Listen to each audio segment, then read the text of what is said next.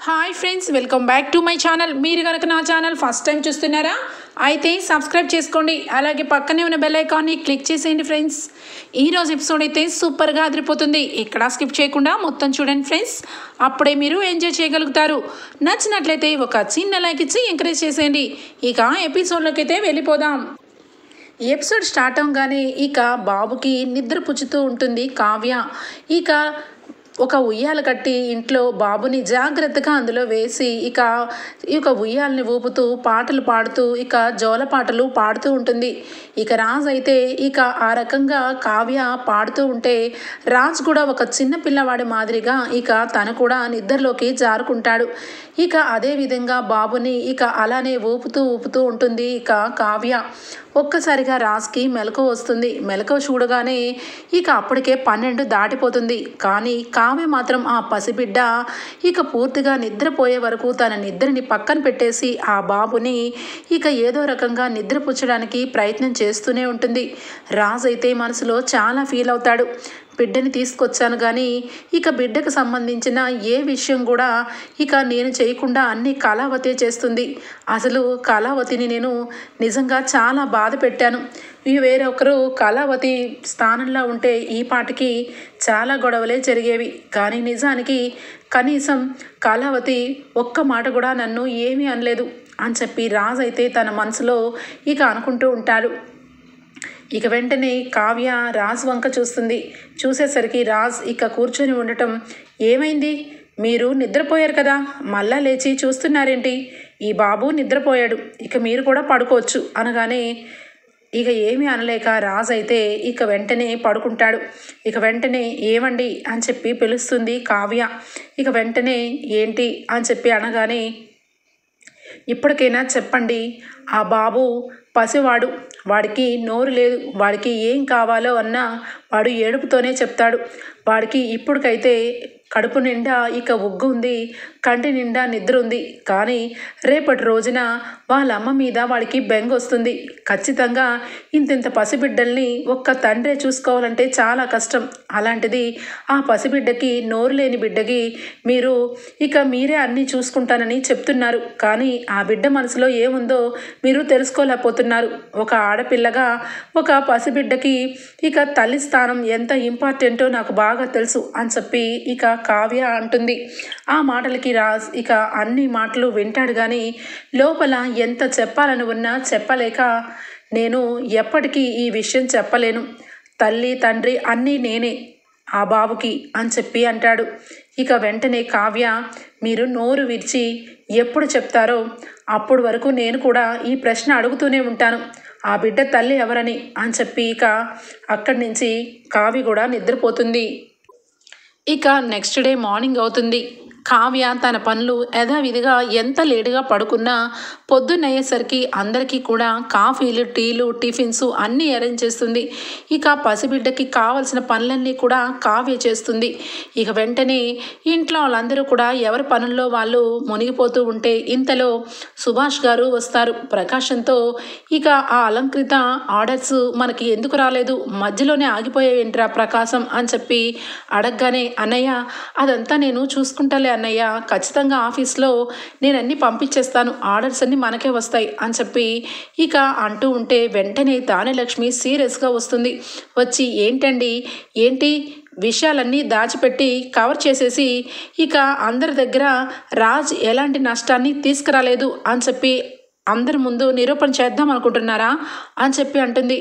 ఇక అందరూ ఒక్కసారిగా షాక్ అయిపోతారు. ఏంట్రా, ఏం మాట్లాడుతుంది దానిలక్ష్మి అని చెప్పి ఇక అడుగుతారు సుభాష్ గారు. వెంటనే అన్నయ్య అనగానే, నేను చెప్తాను బావగారు, ఆ అలంకృత కంపెనీ వాళ్ళు మన నుంచి బోల్డ్ అన్ని ఆర్డర్స్ ఇక వాళ్ళు కావాలని పెట్టుకున్నారు. కానీ టయానికి మనం ఆ ఆర్డర్స్ని ఇవ్వలేకపోయాం. అందువల్ల ₹1,00,00,000 అక్షరాల ₹1,00,00,000 నష్టం కలిగింది. అదే మీ విషయం ఇక రాజ్ మూలంగా ఈ నష్టం వచ్చిందని వెంటనే మీ తమ్ముడు గారు ఇక రాజ్ని ఎక్కడ అందరూ నిందిస్తారని ఆ విషయాన్ని కవర్ చేసేసి ఇక మీకు వేరేగా మాయ చేసి చెప్తున్నారు. ఈ ఇంట్లో ఇలాంటి విషయాలన్నీ కూడా దాచిపెట్టేసి ఎవరిని మోసం చేయాలనుకుంటున్నారు మీరు అని చెప్పి దానిలక్ష్మి అంటుంది. ఏయ్, నోరు మూస్తావా? నువ్వెందుకే నోరెత్తుతున్నావు? అసలు నీకు ఏమన్నా తెలుసా? ఆఫీస్లో ఏం జరుగుతుందో నీకు తెలుసా? ఏంటి నోటుకొచ్చినట్టు మాట్లాడుతున్నావు? రాజ్ మూలంగా ₹1,00,00,000 నష్టం జరగడం ఏంటి? రాజ్ మూలంగా కొన్ని కోట్లు మనం సంపాదించాం. అవన్నీ చూసుకుంటే ఈ ₹1,00,00,000 పెద్ద లెక్కేమీ లేదు. ఇప్పుడేంటో లెక్కలు చెప్తుంది, లెక్కలు. నోరు మూసుకొని పడుండు అని చెప్పి ప్రకాశం అంటాడు. ఇక వెంటనే నోరు మూసుకొని ఎందుకు ఉండాలి? నేనేమైనా తప్పు మాట్లాడానా? ఆ రోజు మీ మతిమరుపు మూలంగా ఇక ఫైర్ యాక్సిడెంట్ జరిగి ఆఫీస్లో 50 లక్షలు నష్టం వచ్చిందని మీ అన్నయ్య గారు మిమ్మల్ని దుమ్మెత్తిపోశారు. ఇక ఆ విషయం మర్చిపోయారా? మీరు ఆ ఆఫీస్లో సర్వెంటా? మీకు మాత్రం అందరూ కూడా బోల్డ్ అని మాటలు అనొచ్చు. ఇక రాజుని మాత్రం ఎవరు అనకూడదా? రాజు చాలా మంచివాడు. రాజు ఏ తప్పు చేసినా ఇక రాజు అంత మంచివాడు లేదని నెత్తిన పెట్టుకొని ఊరేగాల అని చెప్పి ఇక మాట్లాడుతూ ఉంటుంది ధాన్యలక్ష్మి. అక్కడే ఉన్న అపర్ణ ధాన్యలక్ష్మి అలాగా రాజుని తక్కువ చేసి మాట్లాడుతుంటే మనసు తట్టుకోలేదు. ఇక గట్టిగా మాట్లాడాలి అంటే లోపల రాజు మీద ఇక వేరొక వైపు నుంచి కోపం ఉంది. ఇక ఆ బిడ్డని తీసుకొని వచ్చి ఇంట్లో అందరి ముందు కావాలని ఇక దోషిలా నుంచున్నాడు. కనీసం ఆ బిడ్డని ఇక వాళ్ళ అమ్మ వాళ్ళ ఇంటికి పంపించమన్నా కూడా ఇక్కడే చూసుకుంటానని అందరి ముందు నా మాటకి ఎదురు చెప్పాడు. అలాంటి రాజు గురించి నేను ఏమని మాట్లాడాలి అని చెప్పి మనసులో ఇక ఎంత కోపం వచ్చినా కంట్రోల్ చేసుకొని చూస్తూ ఉంటుంది ఇక అపర్ణ. ఇక వెంటనే అక్కడే ఉన్న కళ్యాణ్ వచ్చి, అమ్మా ఏం మాట్లాడుతున్నావమ్మా? ఇప్పటి వరకు మనం ఈ రకంగా ఉన్నాము అంటే దానికి కారణం రాజన్నయ్య. రాజన్నయ్య లేకపోతే అసలు కుటుంబమే లేదు. రాజన్నయ్య ఇక ఇంతకి ఇంత 7 ఇంతలుగా ఈ దుగ్గిరాల వంశంలో ఎప్పటి నుంచో ఇక డబ్బుని కానీ ఆస్తిని కానీ 10 రెట్లుగా పెంచుతూ వచ్చాడు. అలాంటి రాజన్నయ్య గురించి ఎందుకమ్మా తక్కువగా మాట్లాడుతున్నావు నువ్వు అని చెప్పి కళ్యాణ్ అనగానే, అయ్యో అవునా, నువ్వు ఇక రాజన్నని నువ్వు ఎప్పటి నుంచో ఎత్తేస్తున్నావు. ఇక నీ గురించి నిన్నే అర్థమైంది. నువ్వు చేసే తప్పు వేలెత్తి మేము చూపించేసరికి తట్టుకోలేక ఇక అందరి ముందు తల్లిని భార్యని ఎంతగా దూషించావో నువ్వు కూడా చెప్తున్నావా? ఇక మేము మంచి వాళ్ళం కాదని, మేము మంచి బుద్ధితో లేమని, మాకు కనీసం కొంచెం కూడా జాలి దయ లేదని చాలా బాగా దెప్పి చూపించావు. ఇప్పుడేమో ఇక మీ అన్నయ్య తప్పు మేము తప్పని చూపించేసరికి మధ్యలో వచ్చేసి రాజన్నయ్య దేవుడని చెప్తున్నావు. చాలా బాగా మార్చేసిందిరా ఆ కావ్య నిన్ను. ఎంతగా అంటే తల్లి భార్య అనగానే ఒక వింత మనుషులు చూసినట్టుగా నువ్వు చూస్తున్నప్పుడే అర్థమైంది అని చెప్పి ఇక కళ్యాణ్ కూడా ఇక అంటూ ఉంటుంది ధాన్యలక్ష్మి. ఇక వెంటనే అక్కడే ఉన్న కావ్య వచ్చి, ఏంటత్తయ్య గారు ఏం మాట్లాడుతున్నారు మీరు? అసలు కళ్యాణ్ ఆ రకంగా ఎలా మార్చేస్తాం కళ్యాణ్ని? కళ్యాణ్ మనసులో ఉన్న మాటలు మీ దగ్గర మాట్లాడాడు అంతే తప్పించి కళ్యాణ్ని నేనెందుకు మార్చేస్తాను అని చెప్పి అనగానే, ఇదిగో కావ్య, నీ మెత్తని స్వభావం మాటలు నా దగ్గర కాదు. నువ్వు ఎక్కడి దగ్గర అందరి దగ్గర నటించినట్టు నా దగ్గర నటించద్దు. నేను చాలా వరకు నిన్ను నమ్మాను, కానీ ఇక ముందు నుంచి నిన్ను అస్సలు నమ్మను. నువ్వు చాలా ఇలా మెత్తగా కనిపిస్తూ ఉంటావు, కానీ నువ్వు లోపల చాలా డేంజర్. నిన్ను చూస్తుంటేనే నాకు ఒక రకంగా ఉంటుంది. నువ్వు మర్యాదగా పక్కకు వెళ్ళు. ఇది తండ్రి కొడుకు గురించి ఇక కొడుకు తల్లి గురించి మాట్లాడుతున్న మాటలు, నువ్వు మధ్యలో వచ్చి దూరిపోవద్దు అనగానే, దూరిపోవద్దు అంటారేంటి అత్తయ్య గారు? నా గురించే కదా ఇప్పుడు మాట్లాడారు. నేనే మీ అబ్బాయిని కావాలని మీ మీదకి మాటలు అనిపిస్తున్నానని ఇప్పుడే కదా నా మీద నింద వేశారు అనగానే, అది నిజం కదా? నేను చెప్పినా అది రాంగ్గా తీసుకుంటాడు. ఇక ప్రేమించి పెళ్లి చేసుకున్న అనామిక ఏం చెప్పినా వినడు. ఇక నువ్వు ఏం చెప్పినా చెప్పకపోయినా ఇక మా వదిన దేవత అని చెప్పి నీ వెనకాలే ఉంటున్నాడు. మరి అది నువ్వు తిరిగించుకున్నట్టు కాదా అనగానే, తప్పు అత్తయ్య, మీరు చాలా తప్పు మాట్లాడుతున్నారు. కళ్యాణ్ని నా వెనకాల తిప్పించుకోవడం ఏంటి? కళ్యాణ్కి నేను ఎప్పుడు కూడా వెనక రమ్మని నేను ఏ రోజు అన్ను. కళ్యాణి ఏదో ఒకటి విధంగా నా దగ్గర మాట్లాడతాడు. ఇక కళ్యాణ్ స్వభావం చాలా మంచిదని నేను కళ్యాణ్కి ఇక అన్ని విషయాల్లోనూ సహకారాలు అందిస్తూ ఉంటా.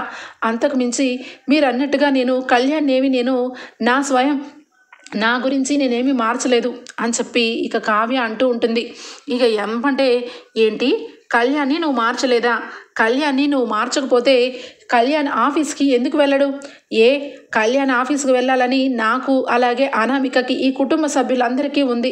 అంతెందుకు, ఇక రాజ్ ఇప్పుడు ఆఫీస్కి వెళ్లకుండా వారం రోజుల నుంచి ఇంట్లోనే ఉన్నాడు. నిజానికి కళ్యాణ్కి ఆఫీస్కి పంపించమని ఎవ్వరు కూడా ఒక్క మాట కూడా చెప్పట్లేదు.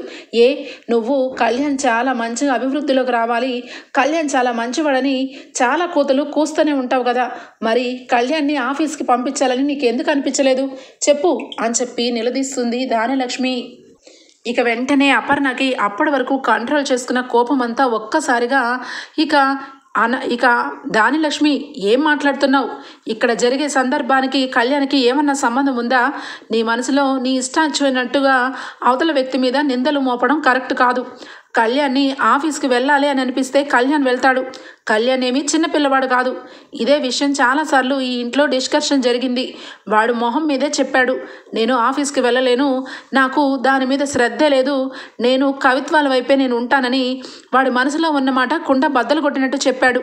అయినా కూడా లేదురా కళ్యాణ్, నువ్వు ఇక నీ మనసు చంపుకొని ఆఫీస్కి వెళ్ళి కూర్చొని ఇక ఇంట్లో ఎవరూ చెప్పలేరు. ఇక నువ్వు కానీ అనామిక కానీ ఇక కళ్యాణ్ విషయంలో మీ ఇద్దరు ముందుకు 2 స్టెప్పులు వేసి వాడిని తీసుకెళ్ళి ఆఫీస్లో బలవంతంగా కూర్చోబెట్టండి, లేదంటే మీరు కూడా వెళ్ళి కూర్చోండి.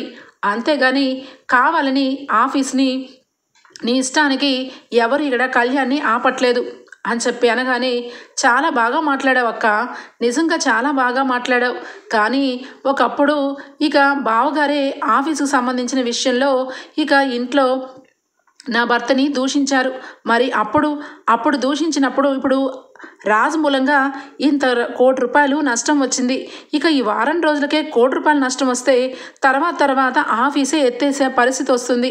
మరి రాజు కనీసం ఆ బిడ్డ ఎవరికి పుట్టాడు, అసలు రాజ్ ఆ బిడ్డతో ఇక ఇంట్లో ఉండడం ఏంటి? అవన్నీ కూడా నువ్వు ఇంటికి పెద్దదానివి, ఇక దుగ్గిరాల వంశానికి పెద్ద కోళ్ళే అంతా బాధ్యత వహించాలని చాలా కబుర్లు చెప్తారు కదా. మరి ఏ నిర్ణయం తీసుకోకుండా అలా ఎలాగా ఆఫీస్లో నష్టాలని ఇక పూడ్చగలం అని చెప్పి గట్టిగా మాట్లాడుతుంది. వెంటనే ఇక ఇందిరాదేవి సీతారామయ్య ఇద్దరు కూడా, దానిలక్ష్మి నోరుకి ఎంత వస్తే అంత ఎవరితో పడితే ఎవరితో అలా మాట్లాడేస్తావా? నిజానికి అపర్ణ వయసులో నీకంటే పెద్ద, ఈ ఇంటికి ఇక పెద్ద కోడలు, అన్ని బాధ్యతలు బరువులు ఎత్తిన మనిషి. అలాంటి అపర్ణతో నీ ఇష్టం వచ్చినట్టుగా మాట్లాడతావేంటి? ఇప్పుడు జరిగే విషయం ఏంటి, నువ్వు మాట్లాడేదేంటి? నీ మనసుకి ఇక నీ భర్తని ఇక సుభాష్ ఏదో ఒకరోజు ఒక మాట అన్నాడని మనసులో పెట్టుకొని నానా రకాలుగా ఇక ఇంటికి పెద్దవాడని కూడా చూడకుండా తమ్ముడికి సారీ చెప్పించావా లేదా అని చెప్పి అనగానే ఇక అలానే సైలెంట్ అయిపోతుంది. ఇప్పుడు మాట్లాడవేంటి? ఇప్పుడు నోరెత్తి మాట్లాడు, అత్తయ్య గారుగా అడుగుతున్నా నేను. ఈ ఇంట్లో ఎప్పటి నుండి వస్తుంది ఇలాగా తమ్ముడికి అన్నయ్య సారీ చెప్పేలాగా, అన్నయ్య చేసే తప్పుల్ని ఇక వేరు పెట్టి చూపించేలాగా రాజుని ఈరోజు నీ నోటుకొచ్చినట్టుగా నిందిస్తున్నావు. కానీ నేను ఆ విషయంలో తప్పు పట్టను. కానీ అపర్ణని ఎందుకు నిందిస్తున్నావు నువ్వు? అపర్ణ చేసిన తప్పే ఉంది. ఇక కావ్య విషయంలో మీ ఇద్దరి మీద ప్రేమ లేకుండా చేయడానికి కావ్య ఎందుకు ట్రై చేస్తుంది? కళ్యాణ్ని ఎప్పుడూ తన కడుపులో పుట్టిన బిడ్డలాగా చూస్తుంది కావ్య. ఇక వాడికి ఏది ఇష్టమో అదే చేస్తున్నాడు కళ్యాణ్.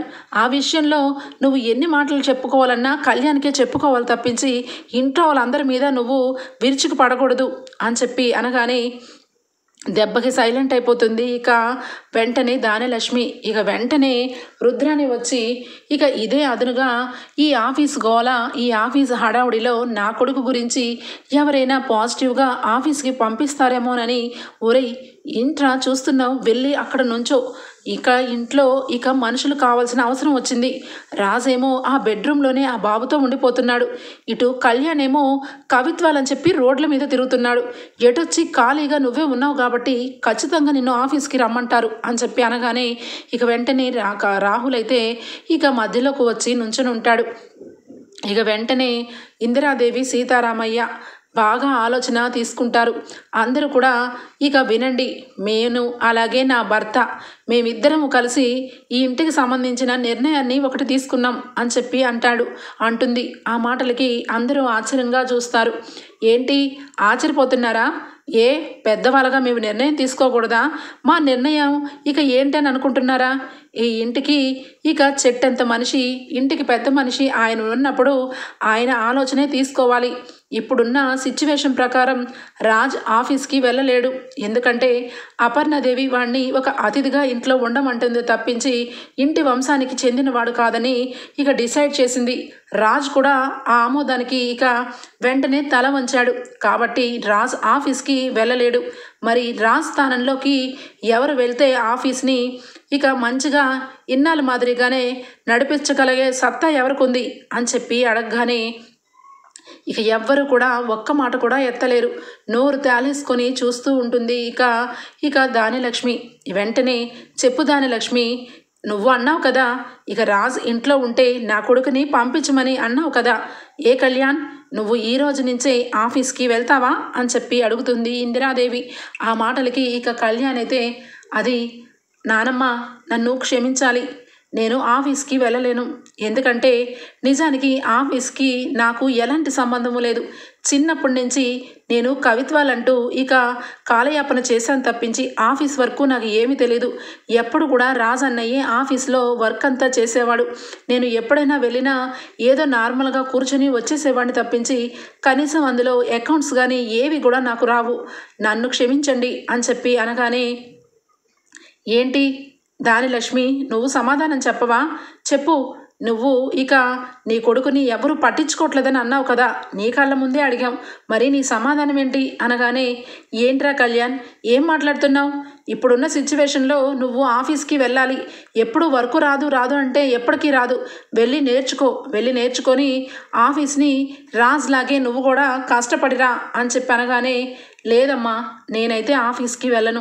ఇప్పుడు ఉన్న సిచ్యువేషన్లో నాకంటే ఎక్కువగా హ్యాండిల్ చేసేది ఇక కావ్య వదిన వెళ్తే ఆఫీసు రాజన్నయ్య నడిపినప్పుడు ఎలా ఉండేదో సేమ్ ఆ రకంగానే కొంచెం కూడా నష్టాలు రాకుండా లాభాల మీద లాభాలు వస్తూ ఉంటాయి. కావ్య వదినే ఇక కరెక్టు అనగానే ఇక ఒక్కసారిగా అనామిక షాక్ అయిపోతుంది. ఇక వెంటనే, ఏం మాట్లాడుతున్నారు? అయినా మీ గురించి అడిగితే మీరెందుకు కావ్యక గురించి మాట్లాడతారు అనగానే వెంటనే ఇక రాజ్ అయితే, ఇక నానమ్మ, నేను కూడా అదే చెప్పాలనుకుంటున్నాను. నేను ఇక ఆఫీస్కి వెళ్ళను కాబట్టి ఖచ్చితంగా ఆఫీస్ విషయంలో అన్ని విషయాలు పర్ఫెక్ట్గా వచ్చిన కావ్యనే సెట్ అవుతుంది. కావ్య ఆఫీస్కి పర్ఫెక్ట్గా అన్ని ఆర్డర్స్ని కరెక్ట్గా టయానికి పంపించేగల సత్తా ఉంది. కళావతి విషయంలో నిజంగా తన చేతిలో ఈ ఆఫీస్ని పెడితే ఇక ముందుకు తీసుకెళ్తూనే ఉంటుంది అని చెప్పి ఇక రాజ్ అంటాడు. ఆ మాటలకి ఇక కావ్య ఒక్కసారిగా రాజ్ మొహం కాసి చూస్తుంది. ఏంటి కళావతి, ఏంటి ఆలోచిస్తున్నావు? ఇంట్లో వంట చేసుకుంటూ వంటగదిలోనే ఉండిపోయే నువ్వు ఇక ఎప్పటికీ కూడా నిజంగా నీకు ఏమీ రాదేమోనని నేను అనుకున్నా. కానీ ఎప్పుడైతే నువ్వు ఇంట్లో కూర్చొని డిజైన్స్ గీసి ఇచ్చావో అప్పుడే నీ టాలెంట్ నాకు అర్థమైంది. నిజానికి నీకు వచ్చిన టాలెంటు ఎవ్వరికీ తెలియదు. ఇంట్లో ఒక గృహిణిలాగా వంటగదిలో వంట చేసి అత్త మామలకి అందరికీ కూడా ఇక ఏది కావాలంటే అది క్షణంలో చేస్తావు. ఇక ఆఫీసు విషయంలో రకరకాల డిజైన్స్ పేద మధ్య ఉన్న వాళ్ళకి సరిపడే డిజైన్స్ గీస్తావు. ఇటు రెండు వైపులా బ్యాలెన్స్ చేసే తెలివితేటలు నీకున్నాయి. కాబట్టి నువ్వు ఆఫీస్కి వెళ్తే కరెక్ట్గా చాలా బాగుంటుంది అని చెప్పి రాజ్ అయితే కళావతిని చాలా గొప్పగా మాట్లాడతాడు. ఇక వెంటనే అపర్ణాదేవి, చాలు, చాలా బాగా చెప్పావు, కానీ మరి అంతగా రెండు వైపులా బ్యాలెన్స్ చేసే భార్య ఉన్నప్పుడు ఇక వేరొకరితో ఒక బిడ్డని కని తీసుకొని వచ్చావు, మరి దానికి ఎందుకు సమాధానం చెప్పట్లేదు నువ్వు అని చెప్పి అపర్ణ అడుగుతుంది. చెప్పాను కదా మమ్మీ, ఆ బిడ్డ నా బిడ్డని, నాకు పుట్టిన బిడ్డని ఇంక నేను ఎన్నిసార్లు చెప్పాలి? మీరు చెప్పినట్టుగానే నేను ఈ ఇంట్లో ఒక అతిథిగానే ఉంటున్నాను తప్పించి ఈ ఇంట్లో ఒక కుటుంబ సభ్యుడిలాగా ఉండట్లేదు కదా. ఇంకా నేను ఎన్నిసార్లు మొత్తుకోవాలి? నేను తప్పు చేశాను, కళావతికి అన్యాయం జరిగింది, కానీ కళావతి నన్ను నిలదీయలేదు. కానీ మీ ఇంట్లో అందరూ కలిసి నన్ను ఒక దోషం చేసినట్టుగా చేశారు తప్ప కావ్య నా విషయంలో ఒక్క మాట కూడా నన్ను అనలేదు. నా బిడ్డకి ఆకలి తీరుస్తుంది, నాకు ఆకలి తీరుస్తుంది. అలాంటి కావ్య గురించి నిజంగా ఎవరైనా కూడా ఆఫీస్ని హ్యాండిల్ చేయలేరు. నేను లేని పరిస్థితిలో ఒక్క కళావతికి ఒక్కదానికే ఇక ఆ చాతుర్యం ఉందని చెప్తున్నాను. అందులో కూడా తప్పుందా అని చెప్పి అనగానే వెంటనే ఇందిరాదేవి, చాలా గొప్పగా చెప్పావురా కావ్య గురించి, కానీ కావ్య గురించి నీకు ఇంకొక విషయం తెలియదు. కావ్య గురించి నువ్వు గొప్పలు చెప్పకపోయినా ఏమీ పర్వాలేదు. ఆఫీస్ విషయంలో ఏదో ఒకటి చేసి ముందుకి తీసుకొని వెళ్తాం. కానీ నువ్వు చేసిన పని ఇక కావ్యకి జీవితం లేకుండానే చేస్తుంది. ఇక ఆ పసిబిడ్డని ఇంటికి తీసుకొని వచ్చి ఇక కావ్య నెత్తి మీద పెట్టావు. నువ్వు హాయిగానే ఉంటున్నావు, కానీ ఆ పిచ్చిది నిన్నే నమ్ముకొని వచ్చినందుకు తన మనసులో క్షోభ ఎవరికి చెప్పుకోలేక, అలాగని నువ్వు నోరు తెరిచి ఒక్క మాట చెప్పక తను ఎంత చిత్రహింస పడుతుందో నీకేం తెలుసు అని చెప్పి, ఎప్పటికైనా నువ్వు చెప్పినట్టుగా కావ్య ఆఫీస్కి వెళ్తుంది. ఇక అన్ని విధాలుగా ఇంటిని బ్యాలెన్స్ చేస్తుంది. కానీ నువ్వు ఒక ప్రశ్నగా మిగిలిపోయావు రాజ్. నిజానికి ఆ పసిబిడ్డ ఎక్కడి నుంచి నువ్వు తీసుకొచ్చావు? ఆ బిడ్డ ఎవరు బిడ్డ అని చెప్పి ఇక మళ్ళీ అడుగుతుంది ఇందిరాదేవి. ఆ మాటకి, అయ్యో నానమ్మ, నువ్వు ఎన్నిసార్లు అడిగినా, మమ్మీ అడిగినా, నువ్వు అడిగినా, కళావతి అడిగినా, ఆ సమాజమే అడిగినా ఉన్న నిజమే చెప్తాను. నా కొడుకు నా రక్తం పంచుకు పుట్టిన బిడ్డ. కానీ ఆ బిడ్డ తల్లి ఎవరు కానీ, ఇక ఆ బిడ్డ ఎక్కడుంటాడని కానీ, ఇక ఎందుకు తెచ్చావని కానీ ఎవరు నన్ను ప్రశ్నించద్దు. ఇక పద్దాక ఆ బిడ్డని గురించి, తల్లిని గురించి నన్ను అడిగి నన్ను కావాలని బాధ పెట్టకండి అని చెప్పి ఇక అక్కడి నుంచి రాజ్ లోపలికి వెళ్ళిపోతాడు. ఇక వెంటనే సీతారామయ్య అమ్మ కావ్య అని చెప్పి పిలవగానే, తాతయ్య గారు అనగానే, ఇదిగోనమ్మా ఈ ఇంటికి సంబంధించిన అన్ని వివరాలు, అలాగే ఇక ఆఫీస్కి సంబంధించిన ఇక అన్ని సంబంధించిన డాక్యుమెంట్స్ అన్నీ కూడా నీ పేరు మీదకి మార్చాను. ఇక ఆఫీస్కి వెళ్ళి ఈ ఇల్లు గురించి ఎంత బాగా నువ్వు ఇక అందరికీ ఏమేం కావాలో అన్నీ ఏ రకంగా ఇస్తున్నావో, అలాగే ఆఫీసుకు సంబంధించిన ప్రతి విషయం నీ చేతిలో పెట్టాను. ఇక నువ్వు ఆఫీస్ని రాజ్ కంటే గొప్పగా ఇక ఆఫీస్ని నడుపుతావని నీ చేతిలో పెడుతున్నాను అని చెప్పి అంటాడు. ఆ మాటకి ఇక అక్కడ ఉన్నవా ఇక ధాన్యలక్ష్మి, అలాగే అనామిక, రుద్రాణి ముగ్గురు షాక్ అయిపోతారు. ఇదేంటిది, ఎక్కడైనా ఉందా ఈ విచిత్రం?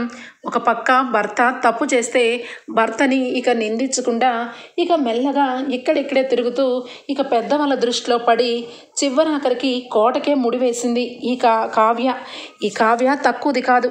ఇక అందరూ కూడా రాజ్ తప్పు చేశాడు, బిడ్డను తీసుకొని వచ్చాడని రాజుని నిందిస్తారు, కానీ నిజానికి ఈవిడి గారిని నిందించాలి. కనీసం కొంచెం కూడా ఇంట్లో ఎవరికి లేని అర్హత, ఇంట్లో కనీసం ఉండే అర్హతే లేని ఈ కావ్యకి ఏకంగా ఇక పట్టాభిషేకమే జరిపిస్తున్నారు. ఆఫీస్ని ఈవిడ గారి చేతిలో పెడితే రేపొద్దున్న నా కొడుక్కే మిగులుతుంది అని చెప్పి మనసులో అయితే చాలా రకాలుగా ఇక మాట్లాడుకుంటూ ఉంటుంది రుద్రాణి. ఇంతలో ఇక వెంటనే కూడా ఇక అక్కడికి స్వప్న వస్తుంది. స్వప్న ఇక విజయవాడ వెళ్ళి వారం రోజులు ఉండి రావడం వల్ల ఇక స్వప్నకి అక్కడ జరిగిన విషయాలు ఏమి కూడా ఇక ఇంట్లో జరిగిన విషయాలు ఏమీ తెలియవు. సరాసరి ఇక ఇంటికి రావడంతో కావ్య ఆఫీస్ బాధ్యతలు తీసుకుంటున్నట్టుగా చూస్తుంది. ఏమైంది, కావ్యకి ఆఫీస్ బాధ్యతలు తీసుకోమంటున్నారేంటి అని చెప్పి ఆశ్చర్యపోతుంది. ఇక వెంటనే, ఏమేంటి కావ్య, నువ్వేంటి ఇక ఎండి ఏంటి ఆఫీస్ బాధ్యతలు నీకు ఇస్తున్నారు ఏంటి తాతయ్య గారు అని చెప్పి స్వప్న అడగానే, వెంటనే అదేమీ లేదే అని చెప్పి కావ్య ఇక మెల్లగా మాట దాటేస్తూ ఉంటుంది. వెంటనే అక్కడే ఉన్న రుద్రాని, రా స్వప్న రా, వారం రోజులు పాపం నువ్వు ఇంట్లో లేకపోయేసరికి నీకు ఇంట్లో జరిగింది ఏమీ తెలియదు కదూ. మీ ముద్దుల చెల్లెలు నీ దగ్గర అన్ని విషయాలు దాచేసి ఇక నీకు ఏమీ తెలియకుండా కవర్ చేసేస్తుంది. నిజానికి ఇక మీ ముద్దుల చెల్లికి రాజ్ సౌతిని తీసుకొని వచ్చాడు. ఇక ఒక బాబును కూడా తెచ్చాడు.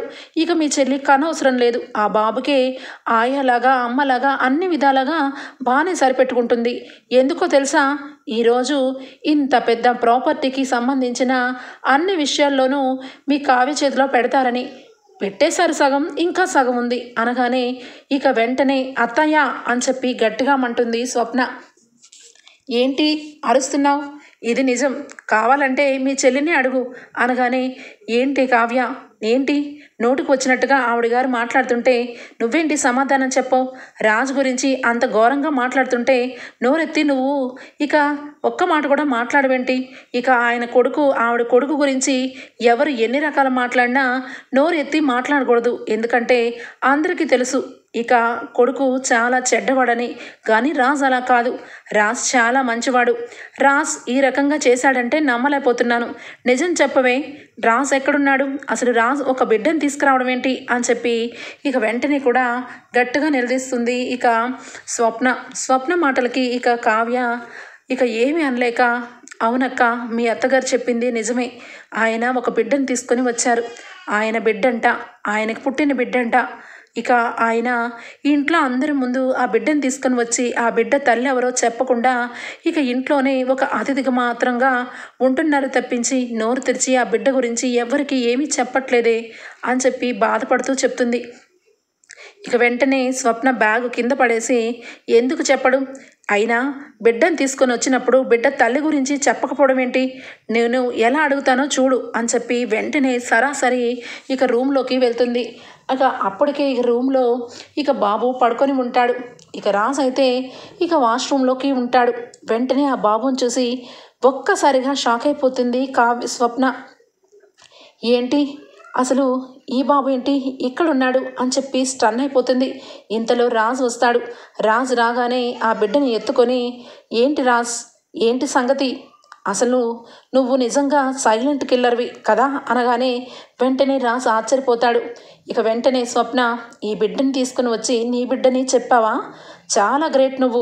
ఎందుకంటే ఈ బిడ్డ తల్లిదండ్రుల్ని నువ్వు పొట్టను పెట్టుకున్నావు కాబట్టి ఆ బిడ్డని ఇక నువ్వు తెచ్చుకొని నువ్వు తండ్రి అని చెప్పి అందరి ముందు బిల్డప్ ఇస్తున్నావు అనమాట అనగానే ఇక కావ్య అందరూ కూడా ఆశ్చర్యపోతారు.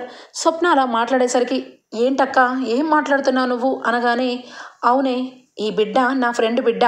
నా ఫ్రెండ్కి ఇక ఈ బిడ్డ పుట్టిన తర్వాత నా ఫ్రెండ్ ఆరోగ్యం బాగోక మొన్నే కన్ను మూసింది. అందుకే ఇంట్లో నుంచి హడావుడిగా నేను విజయవాడ వెళ్ళాను. ఇక అక్కడ ఉన్న బిడ్డ ఎక్కడ మాయమయ్యాడా అని చెప్పి మేమందరం కూడా అనుకున్నాం. కానీ ఇక అక్కడ ఉన్న వాళ్ళందరూ చెప్పారు, ఒక అతను చాలా మంచి వ్యక్తి ఆ బిడ్డని పెంచుకోవడానికి తీసుకొని వెళ్ళాడు. ఆ బిడ్డ భవిష్యత్తు బంగారు బాట అని చెప్పి ఇక మా ఫ్రెండ్ వాళ్ళ రిలేషన్ అందరూ కూడా చెప్పారు. ఇక మేమందరం కూడా ఆ బిడ్డ మంచిగా పెరుగుతున్నాడు, ఎక్కడున్నా క్షేమంగా ఉండాలని అనుకున్నాం. కానీ ఇప్పుడు అర్థమైంది, ఆ బిడ్డని ఇక ఎందుకు నువ్వు తెచ్చుకున్నావో, నువ్వు ఏ రకంగా అడ్డు పెట్టుకున్నావో నాకు బాగా అర్థమైంది అనగానే రాజ్ ఒక్కసారిగా, ఏంటి స్వప్న, ఏం మాట్లాడుతున్నావు నువ్వు అనగానే, ఏం మాట్లాడుతున్నాను, నిజం మాట్లాడుతున్నాను. ఆ బిడ్డ తండ్రిని నువ్వు చంపలేదా? నువ్వు ఇక ఆ బిడ్డ తండ్రిని యాక్సిడెంట్ చేసి ఇక నువ్వు ఆ బిడ్డ తండ్రిని చంపేసి ఈ బిడ్డని ఇంటికి తెచ్చుకున్నావు, నిజం కదా అనగానే, స్వప్న, నువ్వు చాలా గొప్పగా మాట్లాడుతున్నాను అనుకుంటున్నావేమో, కానీ చాలా బాధ పెట్టే మాటలు మాట్లాడుతున్నావు అని చెప్పి రాజ్ ఇక కళ్ళ వెంట నీళ్ళు వస్తాయి రాజ్కి. ఇక వెంటనే కావ్య ఒక్కసారిగా ఆశ్చర్యపోతుంది. ఎప్పుడూ కన్ను వెంట నీళ్లు రాని రాజ్ ఒక్కసారిగా గుక్క పట్టేలాంటి గొంతుతో మాట్లాడేసరికి, ఇక ఇప్పటికైనా చెప్పండి, స్వప్నకొచ్చి ఇక మిమ్మల్ని ఇంత మాట అంటున్నా కూడా నోరు విప్పి ఎందుకండి చెప్పరు? నిజం చెప్పండి, ఆ బిడ్డ తండ్రిని మీరెందుకు చంపారు? అసలు ఆ బిడ్డ తండ్రికి మీకు సంబంధం ఏంటి అనగానే అప్పుడు చెప్తాడు రాజ్ ఆ బిడ్డ తండ్రి గురించి.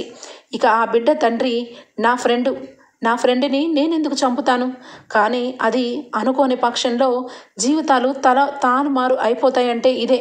నా ఫ్రెండు ఎంతగానో నన్ను నమ్మాడు, నన్ను ఎంతగానో మంచి స్నేహితుడిగా ఊహించుకున్నాడు. నా చేతుల్లోని ఈ బిడ్డని ఇక వాడే పెట్టాడు. అందుకే వాడి మాటకి ఎదురు ఇవ్వకుండా నా కడుపులో పుట్టిన బిడ్డని మీ అందరికీ చెప్పాను. వీడు నిజానికి నా ఫ్రెండ్ బిడ్డ అని చెప్పి అంటాడు. ఇక వెంటనే అందరూ ఆశ్చర్యపోతారు. ఇక బిడ్డ తల్లి చనిపోయింది, అది నాకు కూడా తెలుసు. అందుకే ఆ బిడ్డని తెచ్చుకున్నాను. ఇక ఏ రోజైతే మన పెళ్లి రోజో ఆ రోజే నేను ఆ బిడ్డని ఇక ఇక్కడికి తెచ్చుకొని నా బిడ్డని చెప్పాను. అదే నా ఫ్రెండ్ బిడ్డ అంటే మీరందరూ ఆ రోజే ఎదురు తిరిగేవాళ్ళు. నా బిడ్డని అన్నాను కాబట్టే మీలో ఆలోచన రేగి నన్ను ఎవ్వరూ ఒక్క మాట కూడా అనకుండా ఉన్నారు అని చెప్పి రాజ్ అంటాడు. ఇంతకీ అసలు ఆ బిడ్డని తెచ్చుకోవాల్సిన అవసరం నీకేంట్రా? నీ పక్కన నీ భార్య ఉంది. నీ భార్యతో పాటు పిల్లలు కనకుండా వేరెవరికో పుట్టిన బిడ్డను తెచ్చి నీ రక్తం అని చెప్పి అంటావేంటి అనగానే ఇక వెంటనే, అవును చెప్పు రాజ్, సమాధానం చెప్పవేంటి అనగానే వెంటనే ఇక జరిగిన విషయాన్ని చెప్తాడు. ఇక నేను నా ఫ్రెండు ఎంతగానో ఇద్దరం కూడా ప్రాణ స్నేహితులం.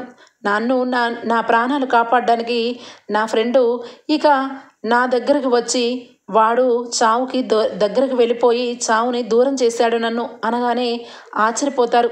ఈరోజు ఈ ప్రాణం ఉంది అంటే ఖచ్చితంగా వీడి తండ్రి నా ప్రాణాలని కాపాడాడు. నాకు ఆస్తమా ఉండడం వల్ల నేను డ్రైవింగ్ చేయలేక ఇక కారులో ఎటు పడితే అటు ఇక కారు యాక్సిడెంట్ చేసే టైంలో ఇక నా ఫ్రెండు నా కారులో నన్ను కాపాడడం కోసం వాడు వచ్చి ఇరుక్కుపోయి ఆ వర్షంలో ఇక ఒక పెద్ద లారీ వచ్చి ఇక వాడిని యాక్సిడెంట్లో చంపేసింది. కేవలం నా మూలంగా నా ఫ్రెండు ప్రాణాలు కోల్పోయాడు. నన్ను నమ్మి నా బిడ్డని నీ బిడ్డలాగా చూసుకోరాజు అని చెప్పి నా చేతిలో పెట్టాడు. ఇక ఆ బిడ్డ నా బిడ్డే, మీరు అవునన్నా కాదన్నా అనగానే కావ్య ఆశ్చర్యపోతుంది. ఇదిగో కళావతి, ఎప్పటి నుంచో అడుగుతున్నావు కదా ఈ బిడ్డ తల్లి ఏమైందని. ఈ బిడ్డకి తల్లి లేదు, అలాగని తండ్రి లేడు. ఆ రెండు నేనై పెంచాలనుకున్నాను. ఇక నువ్వు నా జీవితంలో బిడ్డల కోసం ఎదురు చూస్తూ ఉంటావని నేను డైవర్స్ ఇచ్చి పంపించేయాలనుకున్నాను. ఎందుకంటే ఎవరు కూడా వేరొకరు పుట్టిన బిడ్డని తన బిడ్డగా చూసుకోలేరు అని చెప్పనగానే ఇంట్లో అందరూ దెబ్బకి షాక్ అయిపోతారు. ఇక రాజ్ తప్పు చేయలేదని అందరి ముందు కుండ బద్దలు కొట్టినట్టుగా స్వప్న అయితే అందరికీ కూడా తెలియజేస్తుంది. స్వప్న నిలదీసిన నిలదీవుడికి ఇక మొత్తానికి అయితే రాజ్ బిడ్డ కాదని అందరికీ అర్థమైపోతుంది. ఓకే ఫ్రెండ్స్, ఎపిసోడ్ అయితే ఇంతటితో ఎండ్ అయిపోతుంది. రేపటి ఎపిసోడ్లో కలుద్దాం ఫ్రెండ్స్. అంతవరకు bye, take care, thank you for watching.